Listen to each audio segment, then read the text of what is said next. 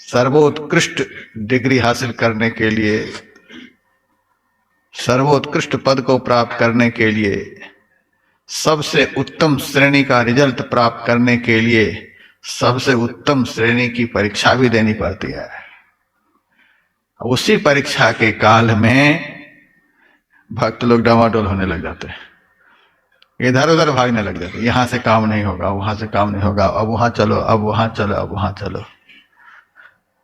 यदि डामाडोल नहीं हुए तो परीक्षा कैसी भी क्यों न हो, मेरा विश्वास है रिजल्ट देने वाले भी वही हैं, परीक्षा लेने वाले भी वही हैं, और परीक्षा में पास कराने की ताकत भी देने वाले वही है।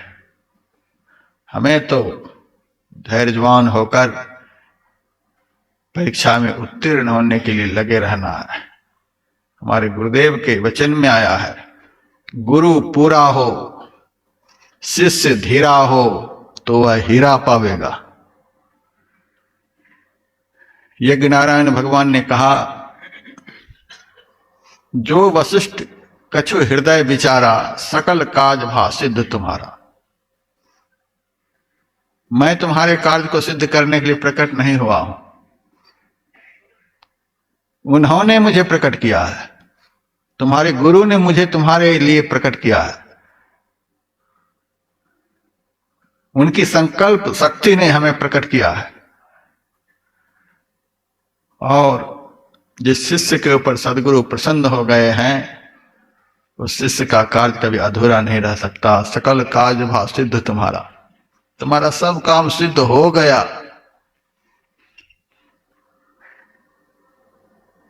यह थार में खीर है, अपनी रानी को खिला देना। जैसा पुत्र देने का विचार है तुम्हारे गुरुदेव को, ऐसा पुत्र इस खीर से प्राप्त होंगे। हलवा लेकर भी भगवान प्रकट हो सकते थे, मालपुआ लेकर भी प्रकट हो सकते थे।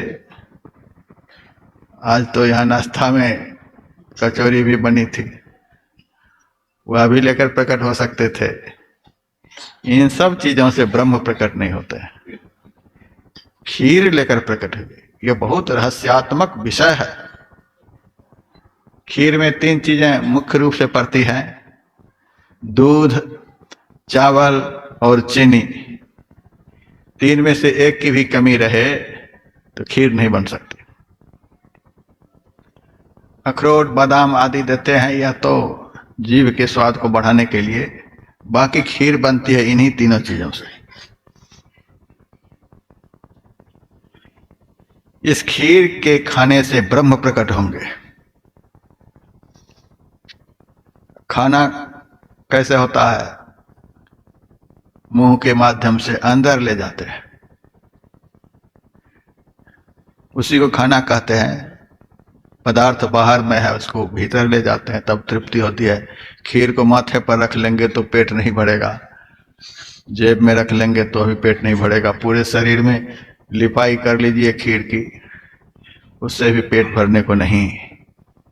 इसे खिला देना, यह जब भीतर में जाएगी तब ब्रह्म प्रकट होगा। तो खीर में 3 चीजें होती हैं, चावल, दूध और चीनी। तीनों का रंग देखिए कैसा होता है। चावल का रंग भी उजला, प्राय खीर में कच्चा चावल ही पड़ता है, पक्का का रंग तो विकृत हो जाता है। खीर में कच्चा चावल पड़ता है, उसका रंग उजला। दूध का रंग तो उजला होता ही है, चीनी भी सफेद ही होती है, तीनों का रंग उजला। काला रंग तमोगुण का प्रतीक है। कृष्ण तामसः वेदांत में लिखा हुआ है, मकार है कृष्ण तामसः, काला रंग तमोगुण का प्रतीक है। अकार पीत वर्ण स्याद रजोगुण उदीरितः, रजोगुण का रंग पीला होता है। उकार सात्विक शुक्लो, और शुक्ल वर्ण सफेद, यह सत्व गुण का प्रतीक है।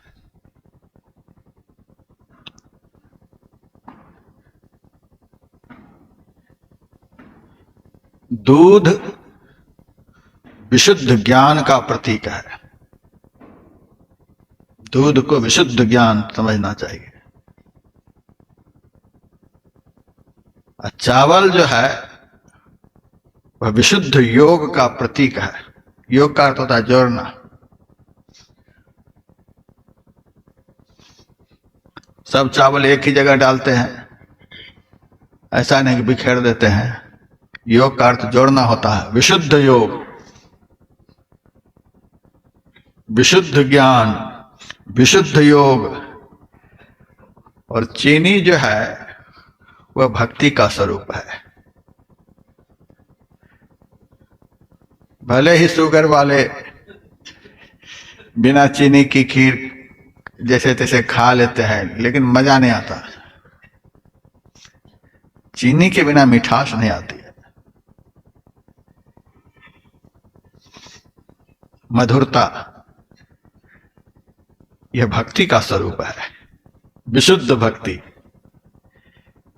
यही चीनी है। विशुद्ध ज्ञान, विशुद्ध भक्ति, विशुद्ध योग, यह जब हृदय में विराजमान होते हैं तब विशुद्धतम परमात्मा प्रकट होते हैं। केवल विशुद्ध ज्ञान की बात हो, बात ऊपर ही ऊपर हवा की तरह बहती रहे सो नहीं। केवल योग की बात हो, केवल भक्ति की बात हो तो ब्रह्म प्रकट नहीं हो सकते। इसका हृदयंगम होना चाहिए। ये तीनों हृदय में प्रवेश करे, अंदर में प्रवेश करे। विशुद्ध ज्ञान, विशुद्ध भक्ति, विशुद्ध योग जब पच जाता है, हृदयंगम होता है, हृदय में उतरता है, अंदर में उतरता है, आचरण में उतरता है, अभ्यास में उतरता है, तब ब्रह्म की प्राप्ति होती है। आजकल कथा होती है, यज्ञ नारायण भगवान खीर लेकर प्रकट हुए, खीर खिला दिए, भगवान प्रकट हो गए।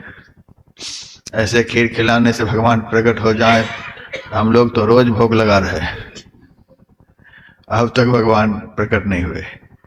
इसको भीतर ले जाना भी। विशुद्ध ज्ञान, ज्ञान तो हो लेकिन ज्ञान में विशुद्धता हो, दिखावा नहीं। विशुद्ध ज्ञान हो, निर्मल ज्ञान हो।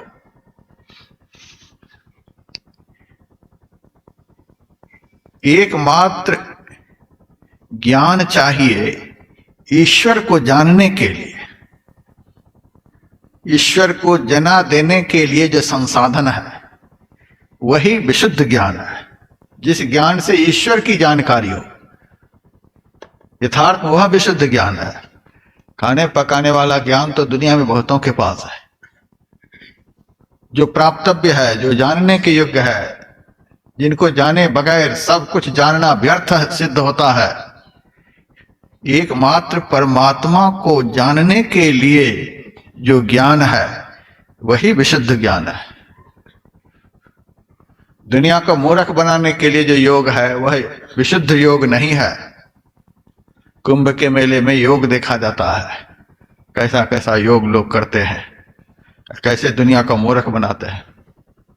लाखों मौनी फिरे लाखों बाघंबरी, अर्धमुखी और नखी लाखों लोह लंगरी, लाखों जल में तिरे लाखों भभूत को छानते, हाँ पलटो जामे राजी राम को नहीं जानते।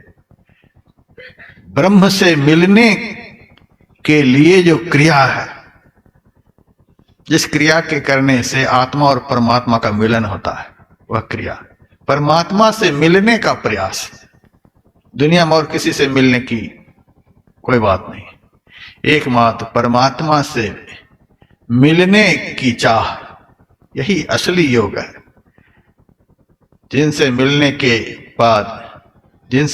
बाद और किसी से मिलने की आवश्यकता नहीं रह जाती है। एकमात्र परमात्मा से मिलने की चाह, यह विशुद्ध योग है।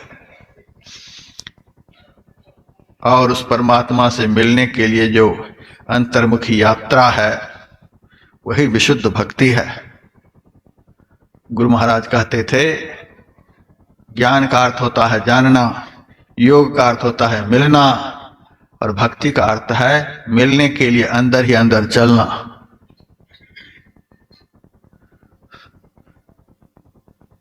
जानना भी आवश्यक है, मिलना भी आवश्यक है।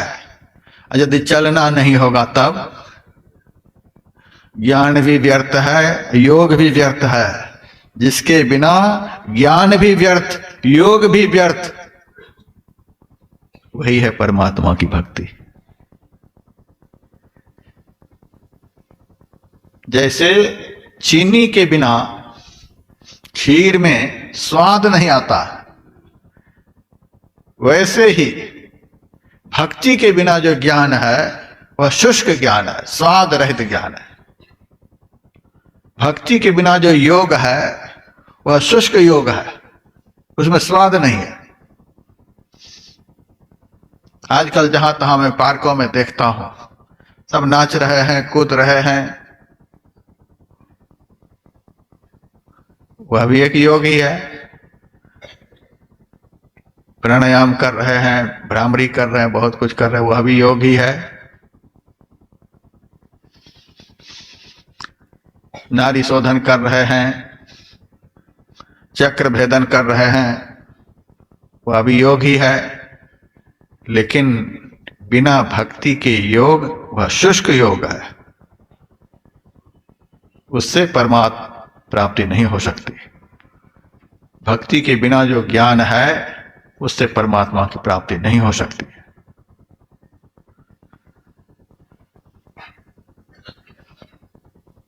भगवान श्री राम का वचन है, भक्ति स्वतंत्र सकल सुख खानी, बिनु सत्संग न पावहि प्राणी। भक्ति स्वतंत्र है, भक्ति को किसी का सहारा नहीं चाहिए। हमारे पास शास्त्रीय ज्ञान हो चाहे नहीं हो, हमारे पास अष्टांग योग का ज्ञान हो चाहे नहीं हो, कोई बात नहीं। यदि हमारे पास संत सदगुरु की कृपा से सत्साधना की सही सदयुक्ति प्राप्त हो गई है, भक्ति करने का रास्ता मिल गया है, भक्ति का ज्ञान हमें सदगुरु की कृपा से प्राप्त हो गया है, तो बिना शास्त्रीय ज्ञान के, बिना बाह्य योग के ही आप मंजिल को तय कर सकते हैं। सबरी कहीं नहीं गई, और भगवान को रिजल्ट देना पड़ा, सकल प्रकार भगति दृढ़ तोरे। बहुत महापुरुष ऐसे हुए, मसी कागज छुयो नहीं, कलम गयो नहीं हाथ, लेकिन मंजिल पर पहुंच गए। बहुत महापुरुष हुए, पुरुष वर्ग में महापुरुष हुए, स्त्री वर्ग में महापुरुष हुए। एक अक्षर का ज्ञान हासिल करने के लिए कहीं भी नहीं गए, सारे जीवन भक्ति करते रहे, उसी से उसका कल्याण हो गया, ज्ञान भी प्राप्त हो गया, योग भी प्राप्त हो गया। इसीलिए भगवान राम ने कहा भक्ति स्वतंत्र, भक्ति स्वतंत्र है, उनको ज्ञान की जरूरत नहीं। योग स्वतंत्र नहीं है, लेकिन भक्ति स्वतंत्र है। भक्ति को योग की कोई जरूरत नहीं। जो भक्ति करेंगे स्वतः ज्ञान प्राप्त होंगे, जो भक्ति करेंगे स्वतः वे परमात्मा से मिलेंगे, स्वतः योग प्राप्त होगा। जो भक्ति करेंगे स्वतः उसे मोक्ष प्राप्त होंगे। इसीलिए भगवान ने कहा भक्ति स्वतंत्र, भक्ति स्वतंत्र है, केवल आप करते रहें। संत सदगुरु ने दीक्षा के समय में जो करने के लिए कहा है वही भक्ति है, केवल आपको वह करते रहना है। ज्ञान भी प्राप्त होंगे, वैराग्य भी प्राप्त होंगे, योग भी प्राप्त होंगे, मोक्ष भी प्राप्त होंगे, सब कुछ प्राप्त होंगे। ज्ञान बहुत है और उस ज्ञान के साथ भक्ति नहीं है तो परमात्मा प्राप्ति नहीं हो सकती। योग का साधन करें, यदि उसके साथ भक्ति नहीं है तो आपका कल्याण नहीं होगा। यही भक्ति की महिमा है। भगति स्वतंत्र सकल सुख खानी,